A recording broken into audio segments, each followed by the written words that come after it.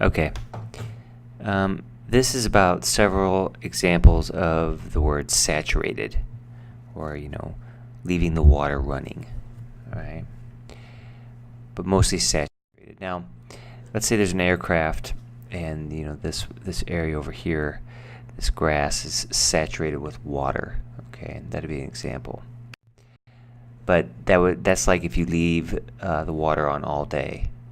So in the morning, this guy, he's watering the bushes or flowers. He forgets. He leaves the water running all day. He leaves the hose on all day, or it rains all day. And he comes home, and his yard looks like this outside his house. It's completely saturated, or, full of water.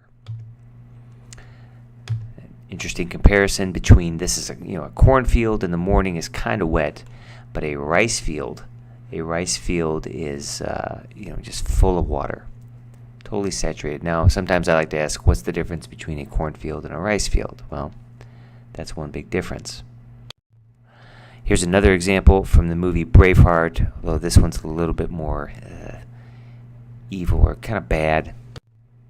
But there's a battle in the movie, and the night before the battle, they pour oil, or they pour some flammable liquid, I think it's oil, into the field.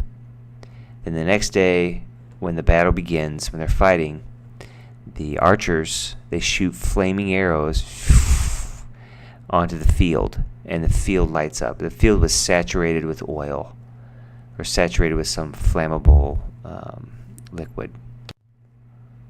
Okay. Another example of leaving the water on is in the movie Titanic. In the beginning, there's the Toshio, the chubby, kind of fat guy, and he has the little submarine, and he goes into the captain's room, and he talks about the bathtub, and he says, "Uh-oh, looks like somebody left the water running." Right. This example is from Home Alone, and one of the robbers or thieves, after robbing the house, he likes to plug the sink, and then he turns the water on. He leaves the water running. Right? They're called the wet bandits.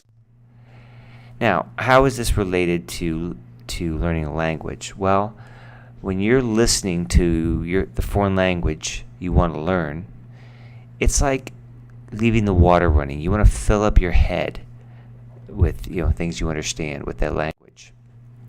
So that's the summary. You need to fill your brain with the foreign language that you are trying to learn. Your brain needs to be saturated or filled with the English language.